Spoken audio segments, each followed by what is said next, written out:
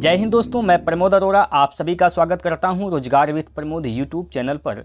जैसा कि दोस्तों आप सभी लोग जानते हैं, हम लोग डेली सुबह 8 बजे मैथ का प्रैक्टिस सेट कर रहे होते हैं। आज का जो हमारा सेट है ये प्रैक्टिस सेट नंबर 6 है। इसके पहले हम लोग 5 प्रैक्टिस सेट किए हैं। आप लोग देखिए दोस्तों, हर एक प्रैक्टिस सेट आपके लिए महत्वपूर्ण है। हमने हर एक प्रैक्टिस सेट में ऐसे ही क्वेश्चन सेलेक्ट किया है जो कि आपके पेपर में आने की संभावनाएं हैं और ऐसे ही पेपर में आपके प्रश्न पूछे जाएंगे। जो पिछला पेपर हुआ था उसको ध्यान में रखकर दोस्तों हमने यहाँ पर क्वेश्चन सेलेक्ट किया है। तो एक बार दोस्त आप सभी लोग बताएंगे, क्या आप सभी लोग तैयार हैं? स्टार्ट किया जाए। स्टार्ट करते हैं दोस्तों। आपको यहाँ पर आपका पहला क्वेश्चन लेते हैं आपकी स्क्रीन पर। एक बार अब आप सभी लोग वीडियो को लाइक और शेयर कर देंगे। चलिएगा, आप लोग यहाँ पर देखेंगे पहला क्वेश्चन आपकी स्क्रीन पर दिख रहा है। और एक बार दोस्त आप सभी लोग यहाँ पर इसका आंसर बताने का प्रयास करेंगे कि इस प्रश्न का बिल्कुल सही उत्तर क्या होगा। जल्दी से दोस्त आप लोग कमेंट करेंगे, ठीक है? जल्दी से आप सभी लोग कमेंट करेंगे, बताएंगे इस प्रश्न का राइट आंसर क्या होगा दोस्तों। चलिएगा, सबसे पहले प्रश्न पढ़ते हैं। क्या बोला गया है? राम के पास 45,000 रुपये थे। अपने धन का, यहाँ पर लिखा हुआ है 2/5। क्या लिखा है? 2/5। अपने धन का ये 2/5 अपने सबसे बड़े बेटे और शेष धन का 1/3 अपने सबसे छोटे बेटे को देने के बाद राम के पास कितना धन शेष बचता है। दोस्तों ऐसे प्रश्न आपके पेपर में आएंगे तो आप इसको कर पाएंगे। कैसे करेंगे दोस्तों, देखिएगा। 45,000 उसके पास टोटल धन था। 45,000 उसके पास धन था। उसने अपने बड़े बेटे को कितना दे दिया? 2/5 हिस्सा। 2/5 हिस्सा अगर दे दिया दोस्तों तो उसके पास बचा कितना? 5 हिस्सा में से 2 हिस्सा दे दिया, बचा कितना? 3 हिस्सा। तो कितना बच गया उसके पास? 3/5 हिस्सा बच गया शेष। अब इस शेष का दोस्तों उसने अपने छोटे बेटे को दे दिया कितना भाग? 1/3 भाग। तो बचा कितना लिया दोस्तों? 2/3 भाग। 2/3 भाग बचा लिया। उसके पास अब इतना पैसा है, इतना रुपए उसके पास है दोस्तों। देख लीजिए कितना है। 3 से 3 कटेगा यहाँ पर, और यहाँ से काटेंगे जब आप 5 से, तो 5 9 45, 9 बार में कटेगा, 9,000 हो जाएगा। 9 का गुना 2 में करेंगे, 9 दूनी 18,000 इस प्रश्न का राइट आंसर हो जाएगा। 18,000 इसका सही उत्तर है, ऑप्शन नंबर सी। 18,000 दोस्तों इस प्रश्न का एकदम से बिल्कुल से सही उत्तर है। आप लोग इसका आंसर बहुत अच्छा से बता पाए हैं और उम्मीद करता हूं कि ये सवाल आपको समझ में आया है। एक बार सभी प्यारे दोस्त थम्स अप करेंगे क्या इस सवाल में आपको कहीं दिक्कत है। अगर दोस्तों इसका आप PDF लेना चाहते हैं, इसका PDF भी आप अवेलेबल है। आपको करना क्या है, टेलीग्राम चैनल ज्वाइन करना है। हमारा टेलीग्राम चैनल है रोजगार विथ प्रमोद। उस टेलीग्राम चैनल से ज्वाइन होकर इसका PDF भी आप ले सकते हैं। चलिए आगे चलते हैं। अगला क्वेश्चन, प्रश्न नंबर 2 आपकी स्क्रीन पर है। यहाँ पर देख लीजिए एक बार। प्रश्न नंबर 2 आपकी स्क्रीन पर है दोस्तों, देखिएगा। इसमें क्या कहा गया है? एक नाव धारा के अनुकूल 9 किलोमीटर दूरी तय करने में 2 घंटे और धारा के प्रतिकूल समान दूरी, यानी वही 9 किलोमीटर की दूरी को तय करने में 6 घंटे का समय लेती है, ठीक है? तो आपसे पूछा है क्रमशः स्थिर पानी में नाव की गति और धारा की गति किलोमीटर प्रति घंटा में ज्ञात कीजिए। चलिएगा, क्या बोला है? धारा के अनुकूल। अनुकूल का मतलब क्या होता है दोस्तों? धारा के साथ चलेंगे तो B + W हो जाएगा। धारा के साथ चाल क्या हो जाएगा? दूरी बट्टे समय चाल होता है तो 9/2 हो जाएगा। 9/2 का मतलब क्या हो जाएगा दोस्तों? 4.5। 9/2 का मतलब क्या? 4.5 किलोमीटर प्रति घंटा। इस सापेक्षिक चाल हो गया कब? धारा के साथ चलते हैं तब। इसके बाद धारा के प्रतिकूल माने धारा के विपरीत। जब विपरीत चलते हैं तो चाल क्या होती है दोस्त? घटती है तो वही दूरी चलना है। 9 किलोमीटर की दूरी तय करनी है। 9 किलोमीटर की दूरी तय करते हैं तो समय ज़्यादा लग जाता है। कितना? 6 घंटे। 6 घंटे इसको काट पीट कर छोट कर देंगे। 3 से काटेंगे 3 दूना 6, 3 से काटेंगे 3 तिया 9। 3/2 का मतलब 1.5 होता है दोस्तों, यानी 1.5 किलोमीटर प्रति घंटा। इस सापेक्षिक चाल हो गया कब का? धारा के प्रतिकूल, धारा के विपरीत चलते हैं तब। आपसे पूछा है स्थिर जल में नाव की चाल बता दीजिए, तो नाव की चाल निकालना है, यानी B का मान निकालना है। B का मतलब बोट होता है, बोट माने नाव। तो क्या करना है आपको? दोनों के जोड़ के आधा कर देना है। 4.5 1.5 जोड़िएगा तो 6 हो जाएगा। 6 का आधा क्या हो जाएगा दोस्तों? 6 का आधा कर देंगे तो क्या हो जाएगा? 3 किलोमीटर प्रति घंटा। 3 किलोमीटर प्रति घंटा चाल यहाँ पर नाव किया गया। इसके बाद आपको निकालना है पानी का यानी जल का, तो जल का निकालेंगे कैसे, घटा के 2 से भाग कर देंगे। 4.5 में से 1.5 घटाएंगे तो क्या बचेगा दोस्तों, क्या बचेगा यहाँ पर जल्दी से बताएंगे। 4.5 में से जब आप 1.5 घटाएंगे तो क्या बचेगा, 3 बचेगा। 3/2 कर देंगे तो क्या हो जाएगा, 1.5 यानी 1.5 किलोमीटर प्रति घंटा। ठीक है, 1.5 किलोमीटर प्रति घंटा। यानी आप देख रहे हैं यहाँ से नाव का चाल क्या आ गया दोस्तों, नाव का चाल आप देख रहे हैं यहाँ पर दोस्तों, नाव का चाल क्या आ गया है, तो नाव का चाल यहाँ पर आ गया है 3 किलोमीटर प्रति घंटा और पानी का चाल यानी धारा का चाल क्या है, 1.5 किलोमीटर प्रति घंटा। तो किस में है यह मिल रहा है, किस ऑप्शन में, ऑप्शन नंबर 1 में मिल रहा है। तो ए इसका राइट आंसर हो जाएगा। ऑप्शन नंबर ए इस प्रश्न का बिल्कुल सही उत्तर हो जाएगा। बताइए इसमें कोई दिक्कत परेशानी है, इस सवाल में कोई दिक्कत है तो आप बता दीजिए। आप सभी साथी जितने भी दोस्त हमारे साथ जुड़े हुए हैं एक बार बताएंगे क्या इस सवाल में कोई दिक्कत आपको है। ऐसे सवाल जब भी आएंगे प्यारे साथियों तो आप इस प्रकार से हल कर पाएंगे। चलिए आगे चलते हैं, अगला क्वेश्चन देखिए। अगला क्वेश्चन बहुत ही लाजवाब क्वेश्चन आपकी स्क्रीन पर है। मान ज्ञात कीजिए दोस्तों 1500 + 600 का 30%। 1500 + 600 का 30%। मैं एक बार चाहूँगा कि इसका जवाब आप लोग सबसे पहले आप लोग दें। 1500 + 600 का 30% कितना होगा, जल्दी से बता देंगे प्यारे दोस्तों। आप सभी लोग जल्दी से बता देंगे इस प्रश्न का सही उत्तर क्या होगा। चलिएगा जल्दी से बताएंगे इस प्रश्न का बिल्कुल सही उत्तर क्या होने वाला है। तो क्या करना है दोस्तों, 1500 + 600, 15 × 6 2100 होता है दोस्त। कितना होता है, 2100 होता है। 2100 का 30% निकालना है तो 30% हटेगा तो नीचे 100 सटेगा। ठीक है, परसेंट हटता है तो नीचे 100 सटता है, 0 से 0 कैंसिल कर देंगे। 21 या 63 यानी 630 इसका सही उत्तर हो जाएगा। कितना होगा दोस्तों, 630। 630 जो कि ऑप्शन नंबर डी में दिया गया है। कोई दिक्कत, इस सवाल में कोई दिक्कत आपको नहीं होनी चाहिए। ऐसे सवाल दोस्तों आपके पेपर में बनते हैं तो आपको इस प्रकार से हल करने होते हैं। चलिए अगला प्रश्न देख लेते हैं। यहाँ पर अगला प्रश्न आपके स्क्रीन पर दिया गया है। चलिए प्यारे साथियों अगला प्रश्न आपके स्क्रीन पर दिया गया है। ए और बी एक काम को क्रमशः 30 दिनों में और 15 दिनों में पूरा कर सकते हैं। ए है, एक व्यक्ति ए है और एक व्यक्ति कौन है, तो आपका जवाब होगा सर एक व्यक्ति तो बी है। ए और बी हैं, 2 व्यक्ति हैं यहाँ पर। एक व्यक्ति ए जो है यह 30 दिन में काम को कर सकता है, लेकिन वहीं बी की बात करें तो बी 15 दिन में काम को समाप्त कर सकता है। यदि एक काम प्रारंभ करता है और दोनों एक के बाद एक वैकल्पिक दिनों पर काम करते हैं, यानी पहले दिन एक ए ने काम किया, दूसरे दिन बी ने काम किया, फिर तीसरे दिन ए काम करेगा, चौथे दिन बी काम करेगा, इस प्रकार से काम करते हैं तो काम कितने दिन में पूरा हो जाएगा। तो चलिए सबसे पहले टोटल हम काम निकाल लेते हैं। टोटल काम है कितना, इन दोनों का लॉसर निकाल देंगे। दोनों का लॉसर क्या हो जाएगा दोस्तों, 30 हो जाएगा। दोनों का लॉसर 30 होगा और यही लॉसर क्या हो जाएगा, टोटल काम हो जाएगा। 30 से भाग करेंगे तो एक बार जाएगा और यहाँ पर 15 से भाग करेंगे तो 2 बार जाएगा। यानी ए की क्षमता क्या आ गई, तो ए की क्षमता दोस्त यहाँ पर 1 आ गई और बी की क्षमता क्या आ गई, 2 आ गई।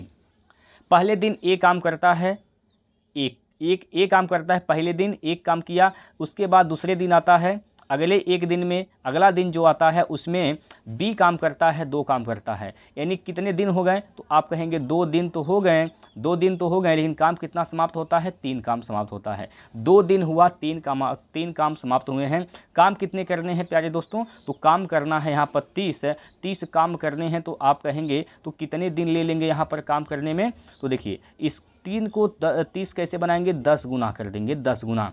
ठीक है, तो 30 काम तो हो गया, यहाँ भी 10 गुना कर देंगे। ठीक है, तो 10 दूना 20, तो 30 काम करने में कितने दिन का टाइम लग जाएगा, यहाँ पर 20 दिन का।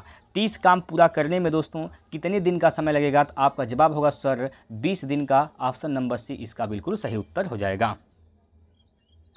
ऑप्शन नंबर सी इस प्रश्न का एकदम से सही उत्तर हो जाएगा। इसमें कोई समस्या नहीं आनी चाहिए आपको। आगे चलते हैं, अगला क्वेश्चन देखिए।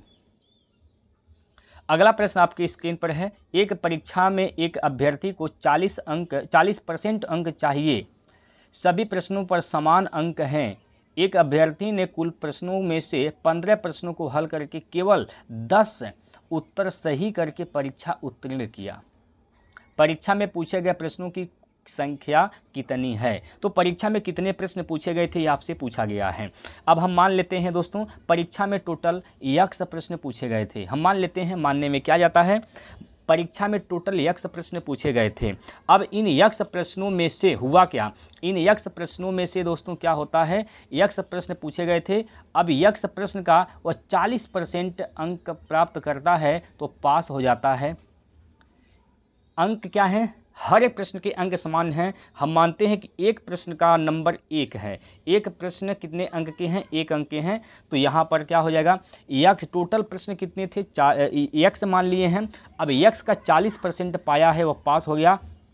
लेकिन वह किसके बराबर हो जाएगा दोस्तों, 10 के, क्योंकि वह 10 ही प्रश्न तो सही किया है तभी पास हुआ है। यानी यक्ष का 40% जो नंबर आया वह 10 के बराबर आ गया दोस्तों। हर एक प्रश्न 1 नंबर के हैं, जितने प्रश्न उतने नंबर होंगे, तो नंबर और प्रश्न दोनों बिल्कुल क्या हैं, बराबर हैं। ठीक है, तो यहाँ से इसको हल कर देंगे आप। इसको जब हल करिएगा तो क्या हो जाएगा, यक्ष गुणे 40/100% हटेगा तो नीचे 100 सटेगा, बराबर क्या हो जाएगा दोस्त, 10 हो जाएगा।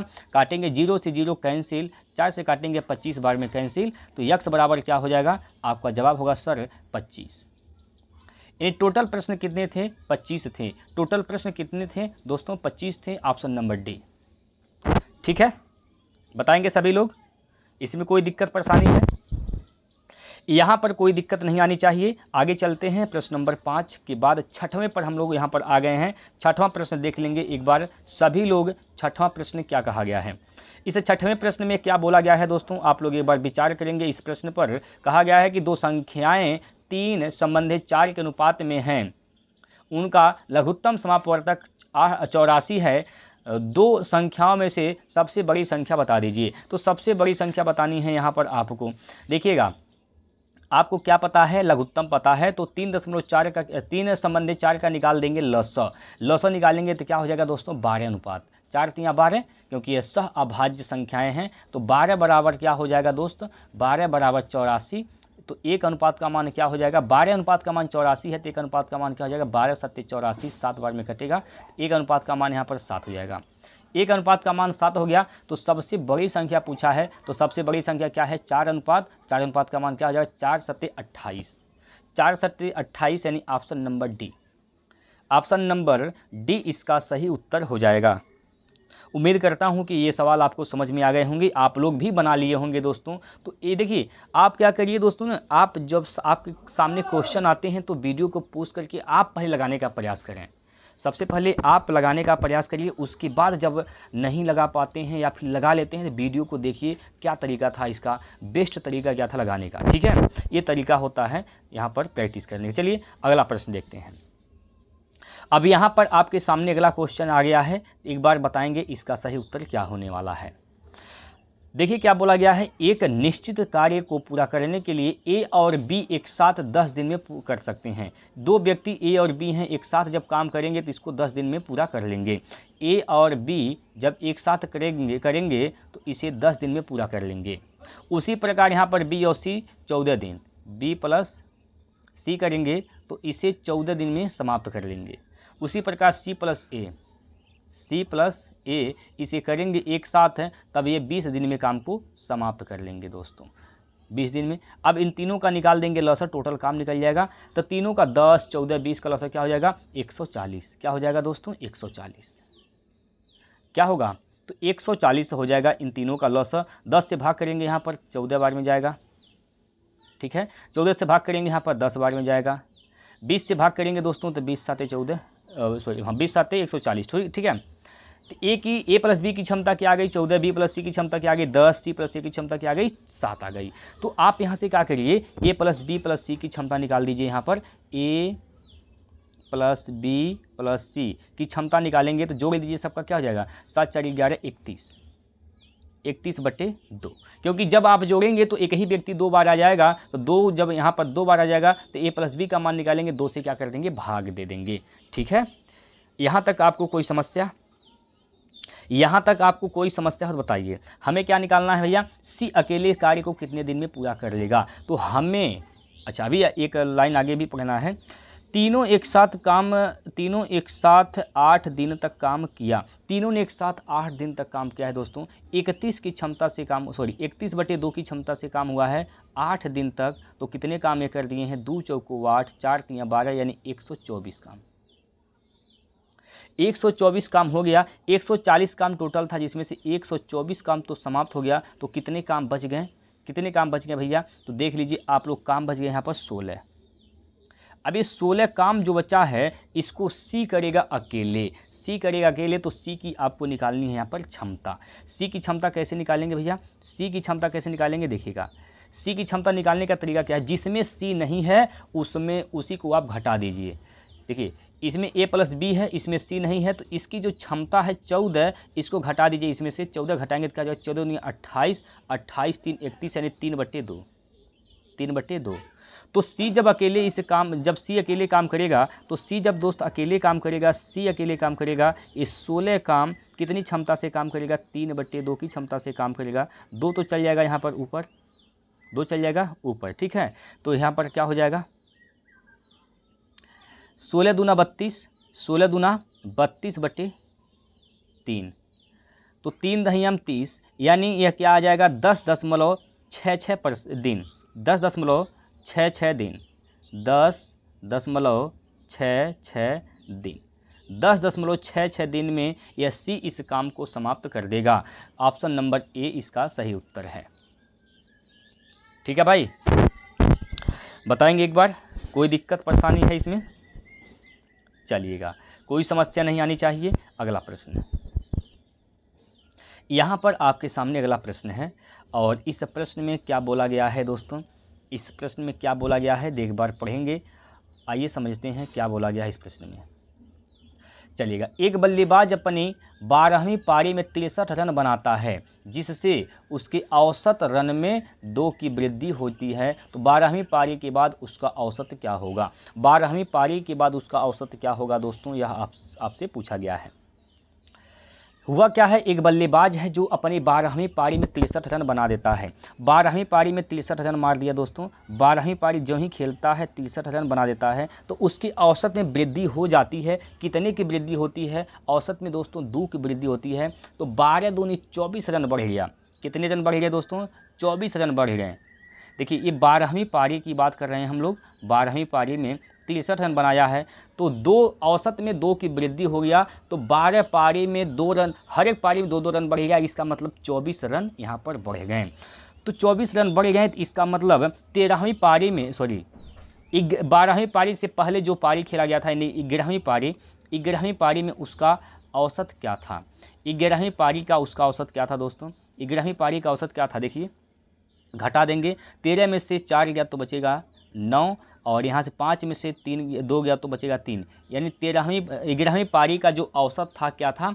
11वीं पारी का जो औसत था दोस्तों क्या था? तो 39 था। 11वीं पारी का औसत क्या था? 39 था। 12वीं पारी में 2 की वृद्धि हो गया है, तो 12वीं पारी का औसत क्या हो जाएगा?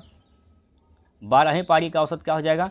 39 + 2, 39 + 2 कितना हो जाएगा? 41। तो 12वीं पारी का औसत क्या हो जाएगा दोस्तों? 41 हो जाएगा, ऑप्शन नंबर 1। ठीक है, बताइए कोई समस्या है यहाँ पर? कोई समस्या है दोस्तों तो आप लोग कमेंट कर सकते हैं। चलिए अगला प्रश्न देखते हैं। 8 मीटर ऊंचे और 4 मीटर व्यास वाले पीतल के ठोस बेलन को पिघलाकर 3 मीटर व्यास वाले एक शंकु में ढाला जाता है, तो शंकु की ऊंचाई बताइए। देखिए दोस्तों, जब कोई ठोस चीज़ है उसको, एक ठोस को पिघलाकर जब किसी दूसरे ठोस में परिवर्तित करते हैं, तो उसका आयतन हमेशा कांस्टेंट रहता है, नियत रहता है, नहीं बदलता है। क्या निश्चित होता है? आयतन। आयतन कभी नहीं बदलता है। तो यहाँ पर दोनों का आयतन आप बराबर कर देंगे। किसका किसका? एक ठोस बेलन का और एक शंकु का जो आयतन होता है उसको बराबर कर देंगे। तो ठोस जो बेलन है, बेलन का आयतन क्या होता है दोस्तों? πr² होता है, πr² ये होता है बेलन का आयतन। इसको हम r1 और h1 मान लेते हैं। ठीक है, ये बेलन का आयतन होता है। वहीं पर अगर हम बात करें शंकु का आयतन क्या होता है, तो एक बेलन में यहाँ 1/3 होता है, 1/3 πr²h। इसको हम r को हम r2 यहाँ पर h2 मान लेते हैं इसको। ठीक है, पाई तो पाई से कैंसिल हो जाएगा, पाई तो पाई से कैंसिल। अब देखिए 9 मीटर ऊंचे और 4 मीटर व्यास वाले, व्यास कितना है? d का मान, यानी व्यास 4 मीटर है तो त्रिज्या क्या हो जाएगी? 2, त्रिज्या हो जाएगी 2, तो 2 का स्क्वायर कर देंगे यहाँ पर, 2 का स्क्वायर इंटू ऊंचाई क्या है दोस्तों 8 मीटर है, ठीक, बराबर 1/3 गुणे यहाँ पर त्रिज्या क्या है, यहाँ पर व्यास दिया है दोस्तों 3 मीटर व्यास वाले, तो 3 मीटर व्यास, तो व्यास का क्या होता है त्रिज्या, तो व्यास 3/2 कर देंगे, 3/2 का स्क्वायर कर देंगे यहाँ पर, और इंटू ऊंचाई h2 क्या है पूछा गया है, यही आपसे पूछा गया है। तो चलिए यहाँ पर हल करिए, क्या हो जाएगा 2 दूना 4, 8 चौको 32, 8 चौको 32 बराबर 1/3 गुणे 3 तिया 9/4 गुणे h2, ठीक है। 3 से काटेंगे, 3 तिया 9, 3 बार में यहाँ पर कैंसिल हो जाएगा, 3 बार में कैंसिल हो जाएगा। यहाँ पर देखिए 4 का गुना कर दिए, 4 दूनी 8, 4 तिया 12, 128, और 3 से भाग हो जाएगा दोस्तों, 3 से भाग कर देंगे, यह h2 का मान यहाँ से निकल जाएगा। 3 से भाग करिए, 3 चौको 12, 3 चौको 12 बचेगा 8, 3 तिया नहीं 3 चौको 3 दूना 6, 3 दूना 6 10.2 बचेगा, हो जाएगा 20, 3 छक 18, 3 छक 18 यानी 42.66 मीटर, 42.66 मीटर इसका क्या हो जाएगा ऊंचाई, 42.66 मीटर इसका ऊंचाई हो जाएगा option number A. Option number प्यारे दोस्तों ए इसका बिल्कुल सही उत्तर है। एक बार थम्स अप करके बताएंगे क्या इसमें आपको कोई दिक्कत परेशानी है, क्या इस सवाल में कोई दिक्कत आपको कहीं है, समझने में दिक्कत, लगाने में दिक्कत, कहाँ दिक्कत है दोस्तों, एक बार आप लोग कमेंट करके बताएंगे। एक बार दोस्त आप सभी लोग कमेंट करके बताएंगे कोई दिक्कत हो तो। आगे बढ़ते हैं अगले क्वेश्चन पर। अगला प्रश्न देखिए 10वां प्रश्न है आपकी स्क्रीन पर, तो 10वां प्रश्न है आपकी स्क्रीन पर, बताएंगे इसका उत्तर क्या होगा। 10वें प्रश्न का उत्तर क्या होगा दोस्तों, एक बार आप लोग कमेंट करके बताएंगे। चलिएगा, यदि 5,000 रुपये पर 2 वर्ष के लिए एक निश्चित दर पर साधारण ब्याज 4,000 रुपये हैं, ठीक है, तो यहाँ से आप क्या निकाल लीजिए, रेट निकाल लीजिए। आगे पूछा ना, आगे क्या, उसी मूलधन पर उसी समय के लिए साधारण ब्याज की गणना कीजिए यदि दर में 25% की कमी होती है तो, ठीक है। तो पहले दर क्या था, पहले दर आप निकाल लीजिए। यहाँ पर देखिए SI बराबर क्या होता है, SI बराबर PRT/100 होता है, ये फार्मूला होता है दोस्तों साधारण ब्याज निकालने का। तो यहाँ पर SI का मान क्या है 4,000 है, SI का मान क्या है दोस्तों 4,000 है, P का मान कितना है 5,000 है, P का मान दोस्तों क्या है 5,000 है, R का मान नहीं पता यही निकालना है, T का मान क्या है 2 वर्ष है, बटे क्या हो जाएगा 100 बटे यहाँ पर 100। अब देखेंगे यहाँ पर 3 जीरो से 3 जीरो यहाँ पर काट दीजिए, ठीक है, 5 से काटिएगा, 5 दूनी 10, 1 जीरो खत्म हो जाएगा, यानी R का मान क्या हो जाएगा 10 का गुना 4 में 10 चौको 40, R का मान क्या हो जाएगा दोस्तों यहाँ पर 40%। अब कह रहा है कि वही मूलधन 5,000 ही वही समय 2 वर्ष के लिए आपको बताना है, ब्याज साधारण ब्याज कितना होगा, कब, जब दर में 25% की कमी होती है तब। तो पहले दर क्या था 40% था, 40% के हिसाब से दर लग रहा था, तो इसमें 25% की कमी हो जाएगी अगर, तो 75% हो जाएगा, 75%, 25 तिया 75, 25 चौको 100, 4 से काटेंगे 4 दहियम 40, ठीक है, यानी 3 दहियम 30। अब नया दर क्या हो गया 30%, और जो नया दर है दोस्तों 30% है, ये जो नया दर है 30% है, तो 30% से आपको निकालना है यहाँ पर SI, 30% पर क्या निकालना है आपको SI निकालना है। मूलधन वही 5,000 है, मूलधन गुणे दर 30%, समय वही 2 वर्ष बटे 100 बटे 100, 2 जीरो से 2 जीरो यहाँ पर काट देंगे, ख़त्म, 3 दूना 6 5 30 यानी 3,000, कितना हज़ार, तो 3,000 इसका राइट आंसर हो जाएगा ऑप्शन नंबर सी। ब्याज क्या हो जाएगा दोस्तों 3,000, ठीक है। चलिए अगला प्रश्न देखेंगे। आयत की चौड़ाई 7 मीटर है, आयत की जो चौड़ाई है क्या है, B का मान यहाँ पर क्या दिया है 7 मीटर है, B का मान 7 मीटर है, लंबाई इसकी चौड़ाई का कितना है 3.5 गुना है, जो लंबाई है दोस्तों वह चौड़ाई का क्या है, चौड़ाई का 3.5 गुना है, 3.5 गुना, तो लंबाई क्या हो जाएगा, चौड़ाई क्या है 7 गुना 3.5, 3.5, तो 7 5 35 के 5 हासिल का 3, 7 या 21 3 24, ठीक है, एक स्थान पर दशमलव लग जाएगा। तो लंबाई क्या आ जाएगी, 24.5 आ जाएगा। लंबाई क्या हो जाएगा, 24.5। ठीक है। क्षेत्रफल आपसे पूछा गया है, आयत का क्षेत्रफल क्या होता है, L इंटू बी होता है। L इंटू बी क्षेत्रफल होता है आयत का। लंबाई क्या है, 24.5 है।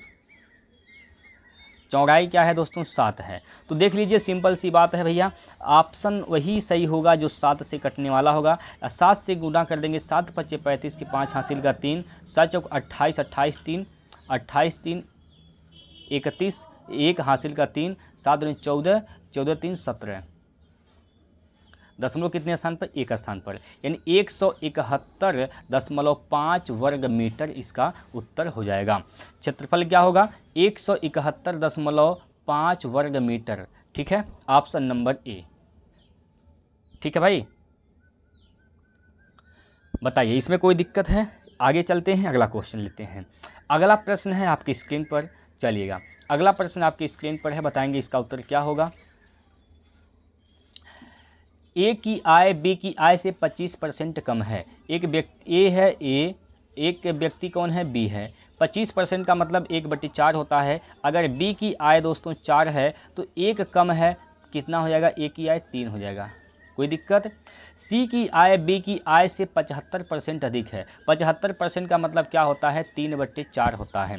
तो जो सी है दोस्तों, जो सी है बी की आय से कितना, 3 अधिक है। तो सी अगर 4 है, सॉरी बी अगर 4 है, देखिए 75% का मतलब क्या होता है, 75% का मतलब 75/100, 25 × 3 = 75, 25 × 4 = 100। यानी सी की आय अगर 4 है तो 3 अधिक, सॉरी बी की आय से बोला गया है, यहाँ पर बी की आय से बोला गया है, बी की आय अगर 4 है तो सी की आय 3 अधिक, मतलब कितना हो जाएगा, 7 हो जाएगा।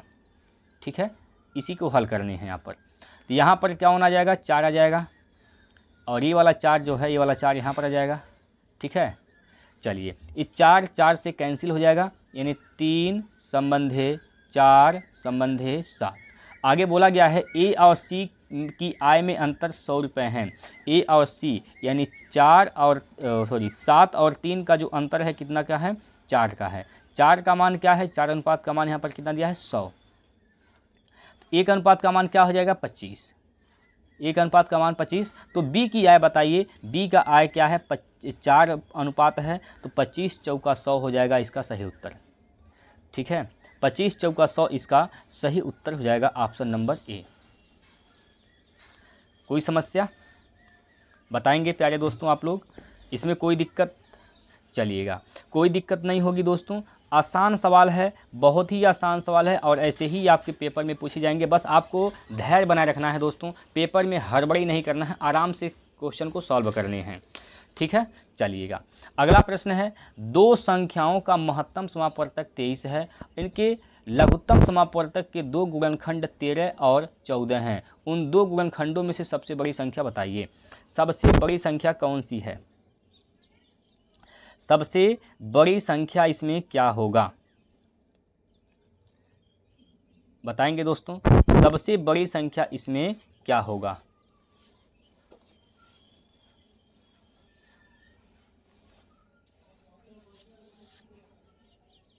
चलिए बताएंगे एक बार कि सबसे जो बड़ी संख्या है दोस्तों, वो सबसे बड़ी संख्या इसमें क्या होगी। चलिए दो संख्याएं हैं दोस्तों, दोनों संख्याओं का जो मौसो है यानी HCF है, वो कितना दे रखा है, 23 दे रखा है, 23 दे रखा है दोस्तों, 23 दे रखा है।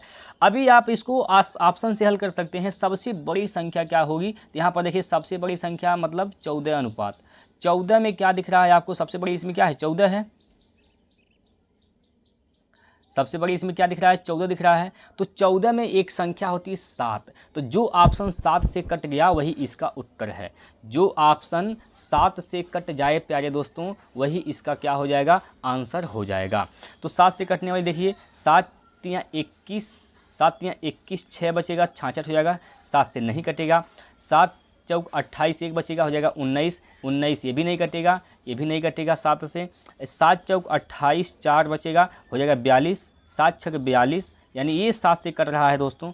ऑप्शन नंबर सी कट रहा है, यह हो सकता है, ये हो सकता है। इसको भी चेक कर लें। 7 चौक 28, 28 6 34 और हो जाएगा 65। 7 से 65 नहीं कटता है, ये तो नहीं होगा।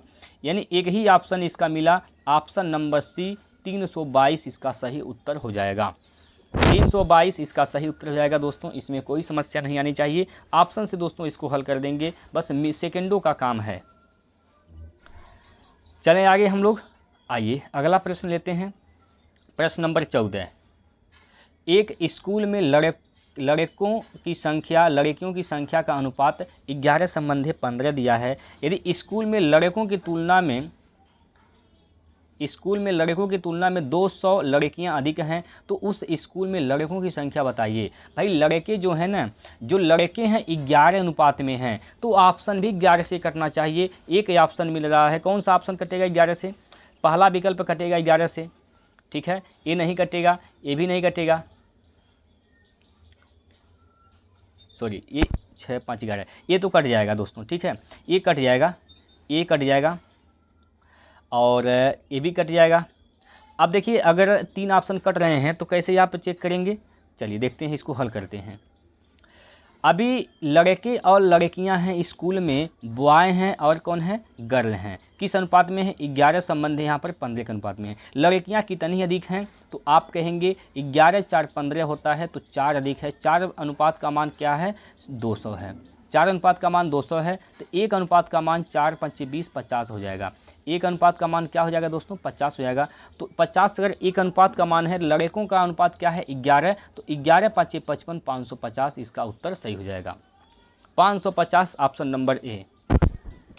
550 इसका सही उत्तर है, ऑप्शन नंबर ए। उम्मीद करता हूं कि आपको सवाल समझ में आ गए होंगे, आप लोग भी लगा लिए होंगे। अब देखिए दोस्तों, यहाँ पर 15 से लेकर 17वां क्वेश्चन तक आपको यहाँ पर ग्राफ वाले मिलेंगे, जो कि आपके जो पेपर हुआ था पिछला, उसमें भी ग्राफ के क्वेश्चन आए थे, ठीक है। तो ग्राफ के क्वेश्चन आए हैं दोस्तों, तो ग्राफ के क्वेश्चन इस प्रकार से आपको यहाँ पर करने हैं, ठीक।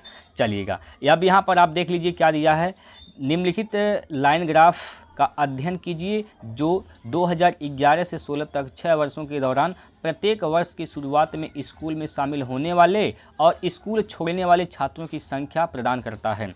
2010 में स्कूल की प्रारंभिक जो संख्या थी वो 3000 है, ठीक है। 2010 में कितनी संख्या थी? तो 3000 थी। अब प्रश्न देखते हैं, देखिएगा ये जो बिंदी वाला है दोस्तों, बिंदी वाला ये स्कूल छोड़ने वाले छात्रों की संख्या को बताता है, और जो ये चरकोन है दोस्त, ये जो कोना में है वह स्कूल में शामिल होने वालों की छात्रों की संख्या को दर्शाता है। अब देखिए क्वेश्चन यहाँ पर, पहला क्वेश्चन आपके सामने है, 2014 के दौरान स्कूल में पढ़ने वाले छात्रों की संख्या कितनी थी? तो 2014 पर आइए, 2014 ये है, स्कूल में पढ़ने वाले छात्रों की संख्या बताइए। देखिए स्कूल छोड़ने वाले कितने हैं? स्कूल छोड़ने वाले 400 हैं। स्कूल छोड़े कितने? 400, लेकिन स्कूल में नया शामिल कितने हुए? 550। तो कितने एक्स्ट्रा हुए? अंतर कितने का आ गया? 150 का। 150 का अंतर आ गया, यानी 150 इसमें शामिल हुए हैं, ठीक है भाई। 400 लोग छोड़ दिए हैं, 550 लोग आए हैं, इसका मतलब स्कूल में एक्स्ट्रा कितने बढ़े हैं? 150 बढ़े हैं। पहले क्या था दोस्तों? 3000 यहाँ पर जनसंख्या थी, ठीक है। 3000 जनसंख्या थी, तो क्या हो जाएगा? 3150। 3150, तो 3150 इस 2014 के दौरान स्कूल में पढ़ने वाले छात्रों की संख्या कितनी हो जाएगी? 3150, ऑप्शन नंबर डी। क्लियर है? चलिए अगला प्रश्न देखते हैं। 16वां, दी गई अवधि के दौरान किसी भी वर्ष में स्कूल में शामिल होने वाले छात्रों की न्यूनतम संख्या और स्कूल छोड़ने वाले छात्रों की अधिकतम संख्या का अनुपात बताइए। किसी भी अवधि के दौरान दी गई अवधि के दौरान किसी भी वर्ष में स्कूल में शामिल होने वाले छात्र की न्यूनतम संख्या। तो स्कूल में शामिल होने वाले जो छात्र हैं उनकी न्यूनतम संख्या यहाँ पर बतानी है आपको,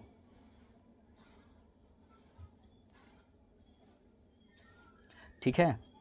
चलिए अब स्कूल में शामिल होने वाले न्यूनतम, जो शामिल होने वाले की जब बात करते हैं तो न्यूनतम बताना है। न्यूनतम यहाँ पर 400 है, यहाँ पर क्या है दोस्तों? 400 है, यहाँ 350 है, यहाँ 500 है, यहाँ भी 550 है, यहाँ पर 450, यहाँ पर 600 है। तो न्यूनतम कितना है भैया? न्यूनतम आप देख पा रहे हैं 350 है, 350 यहाँ पर न्यूनतम है। ठीक है, और स्कूल छोड़ने वाले छात्रों की अधिकतम संख्या, तो स्कूल छोड़ने वाले को यहाँ पर देख लेते हैं। स्कूल छोड़ने वाले जो हैं दोस्तों, ये स्कूल छोड़ने वाले की अगर बात करते हैं तो जो बिंदी वाला है उसका अधिकतम देखना है। यहाँ पर 300, 500 और यहाँ पर 450, उसके बाद 400, 500, 500। तो अधिकतम कितने हैं भैया? 500 हैं। अधिकतम कितने हैं? 500 हैं। स्कूल छोड़ने वालों की जो संख्या है वह अधिकतम कितना है? 500 है। अनुपात निकाल देंगे, 0 से 0 कैंसिल, इसको काटेंगे 5 से, 5 7 35, 5 10 50, 5 7 35, 5 10 50, यानी 7 संबंधी 10 अनुपात में आएगा। 7 संबंधी 10 इसका अनुपात आ जाएगा। Option number A. क्या इसमें कोई समस्या है आपको? ऐसे सवाल क्या आप लोग कर पाएंगे दोस्तों? कमेंट करके बताएंगे। एक बार थम्स अप कर देंगे दोस्तों, अगर आप ऐसे सवाल कर पा रहे हैं तो एक बार थम्स अप करके हमें बता दीजिएगा। चले भाई आगे चलते हैं। अगला क्वेश्चन देखिए, आप देखिए 17वां नंबर प्रश्न है। 2013 में क्या बोला? 2013 में स्कूल में पढ़ने वाले छात्रों की संख्या 2016 में स्कूल में पढ़ने वाले छात्रों की संख्या का कितने % थी? 2013 में स्कूल में पढ़ने वाले छात्रों की संख्या, 2013 की अगर बात करें हम लोग, 2013 यहाँ पर है। 2013 स्कूल में पढ़ने वाले स्कूल में कितने लोग पढ़ रहे हैं 2013 में? देखिए 2013 में कितने लोग पढ़ रहे हैं, तो 2013 में हुआ क्या? स्कूल छोड़े कितने? स्कूल छोड़े 450, शामिल कितने हुए? 500, यानी कितने एक्स्ट्रा हो गए? कितने एक्स्ट्रा हो गए? 50 एक्स्ट्रा हुए हैं दोस्तों, 50 एक्स्ट्रा हुए हैं। संख्या टोटल क्या था? 3000, तो 50 एक्स्ट्रा हुए हैं, तो 3000 प्लस 50 करेंगे तो 3050 यहाँ पर आ जाएगा। 3050 यहाँ पर आ जाएगा। कोई दिक्कत बताएंगे एक बार? कोई समस्या? 2016 में स्कूल में पढ़ने वाले, 2016 में देख लीजिए आप यहाँ से एक बार, 2016 यहाँ पर है। 2016 में क्या हुआ है कि स्कूल छोड़े कितने हैं? 500 लोग, आए कितने हैं? 600। कितना ज़्यादा हो गए? 100 ज़्यादा हो गए। 100 ज़्यादा हो गए यानी 3100। ठीक है, पूछा है कि 2013 में स्कूल में पढ़ने वाले छात्रों की संख्या 2016 में स्कूल में पढ़ने वाले छात्रों की संख्या का कितना % है? जिसके साथ का लगा होता है उस नीचे लिखते हैं। 2016 के साथ का लगा था, 2016 नीचे हो जाएगा। गुणे 100% बदलने के लिए 100 से यहाँ पर गुणा करते हैं। 2 0 से 2 0 कैंसिल हो जाएगा। 2 0 से यहाँ पर 2 0 कैंसिल हो जाएगा। यहाँ पर भाग देंगे दोस्त आप। मान लीजिए ये 30 होता तो लगभग कितनी बार जाता? यहाँ पर 10 बार जाता। क्यों भाई 10 बार जाता? बताएंगे। अगर यहाँ पर ये 30 होता 10 बार जाता। ठीक है, तो 10 बार नहीं जाएगा, ये ज़्यादा है, 10 से थोड़ा सा कम ही जाएगा। थोड़ा सा कम होगा तो ये इतना तो कम नहीं होगा, दशमलव में इसका आंसर आने वाला है। इतना कम नहीं होगा, इतना भी नहीं कम होगा, बहुत ज़्यादा कम भी नहीं होगा, बस थोड़ा सा कम होगा दोस्तों। तो थोड़ा सा कम किस ऑप्शन में है? ऑप्शन नंबर डी में है। ठीक है, ऑप्शन नंबर डी में है। कुल मिला जुला के यहाँ पर आप इसको हल करेंगे 93.75% इसका उत्तर आएगा। ठीक है भाई, कोई समस्या नहीं है? बताएंगे। अगर कोई दिक्कत है तो बताइए। आगे चलें। अगला प्रश्न देखिए। अब यहाँ पर 18 से लेकर 19 तक यहाँ पर दिया, दंड आरेख का अध्ययन करें और उस पर आधारित प्रश्नों के उत्तर दें। विगत वर्षों में कंपनी द्वारा मोबाइल का उत्पादन लाख में दिया गया है। 2001 से यहाँ पर 8 तक दिया गया है। अब आइए क्वेश्चन पर विचार करते हैं। क्या बोला गया यहाँ पर? 2005 और 2006 का औसत उत्पादन निम्नलिखित में से किन वर्षों के युग्म के औसत उत्पादन के बिल्कुल बराबर है? 2005 और 2006 का औसत उत्पादन क्या है? तो 2005 और 2006 का औसत उत्पादन क्या हो जाएगा? 2005 में कितना है? 2005 में यहाँ पर क्या है? 70 है। 2006 में क्या है? 55 है। तो 70 और 55 क्या हो जाएगा? 70 और 55 यहाँ पर क्या हो जाएगा? 7 5 12 125 हो जाएगा। कितना? 125। 125/2 इसका औसत यह आ जाएगा 125/2।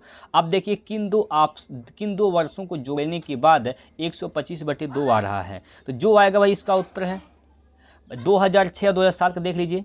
2006 में कितना है, तो 2006 में 55 है, 2007 में क्या है 80 है, तो 8 5 13 135 हो जाएगा, ज़्यादा हो गया। इसका मतलब ये तो ऑप्शन नहीं सही है। अब बी वाला देखिए 2004 2006, 2004 की बात करें 2004 में 50 है, 2006 में क्या है यहाँ पर 55 है, 50 और 55 क्या हो जाएगा, तो 105 होगा। 105 आना कितना चाहिए 125, ये भी नहीं सही होगा, ये भी क्या है गलत है। अब ऑप्शन नंबर सी को देखिए 2004 2005, 2004 में जब देखेंगे आप तो 2004 में 50, 2005 में क्या है 70, 7 5 12 120 आ रहा है, तो 120 भी नहीं सही होगा क्योंकि हमें 125 लाना है, 125/2 आएगा। 2002 2007 को देख लीजिए, 2002 में क्या है 45 है और 2007 में कितना है तो 80 है, 8 4 12 125 आ जाएगा। इसमें क्या होगा, इसमें 125/2 आ रहा है, 125/2 क्या हो यहाँ पर आ रहा है, इसका मतलब यही जो विकल्प है सही है। ऑप्शन नंबर डी क्या हो जाएगा, इसका सही उत्तर हो जाएगा। क्लियर है भाई? तो इस ऐसे सवाल को आप लोग बना पाएंगे, एक बार बताएंगे थम्स अप करके। चलिएगा अगला प्रश्न देखते हैं। 2003 से 2004 तक मोबाइल के उत्पादन में लगभग प्रतिशत गिरावट कितनी थी? 2003 से 2004 तक। तो 2003 में देखिए, 2003 में क्या था 65, 2004 में क्या हो गया 50, कितने परसेंट की गिरावट हो गई भाई? कितना गिरावट हुआ? गिरावट कितने का हो गया यहाँ पर देख लीजिए, 15 का गिरावट हो गया। 15 का यहाँ पर गिरावट हो गया, किससे किस पर 65 पर। तो 15/65 परसेंट बनना है तो 100 से गुना कर देंगे, 5 से काटेंगे 5 3 15, 13 पंजे 65, यहाँ पर हो जाएगा कितना 300/13, 300/13 आएगा। मतलब यहाँ पर देखिए 300/13 को आप हल करेंगे जब, तो क्या हो जाएगा भाई, यहाँ पर लगभग में पूछा गया है। 13 3 39 ज़्यादा, 13 दूनी 26, 13 दूनी 26, 4 बचेगा हो जाएगा 40, 13 3 39, ठीक है 13 3 39, यानी लगभग यहाँ पर आपका दोस्तों यहाँ पर लगभग कितना आएगा, लगभग 23% आएगा। लगभग कितना आएगा दोस्त, लगभग 23%। ऑप्शन नंबर सी सही है। ठीक है प्यारे साथियों, लगभग 23% इसका उत्तर सही हो जाएगा। ठीक है, तो ये 19 क्वेश्चन हम लोग किए हैं। उम्मीद करता हूँ कि ये 19 के 19 क्वेश्चन आप लोगों से बन पाया होगा। आप लोग कितने क्वेश्चन बना पाए हैं दोस्तों, हमें एक बार कमेंट करके बताएंगे। ठीक है, और जितने भी भाई यूपी पुलिस के लिए तैयारी कर रहे हैं, आप लोगों से मेरा निवेदन मानिए कि आप लोग अभी अगर सोए हैं तो जाग जाइए, क्योंकि अब एग्ज़ाम की घड़ी आपके सामने है, एग्ज़ाम का डेट आपके सामने है। ठीक है, तो एकदम बिल्कुल से तैयारी करते रहिए। हमारा प्रैक्टिस सेट यहाँ पर डेली आता है, देख सकते हैं आप लोग। एक बार फिर से मैं आपको स्लाइड दिखा रहा हूँ। चलिए एक बार मैं आप सभी को स्लाइड फिर से दिखा दें।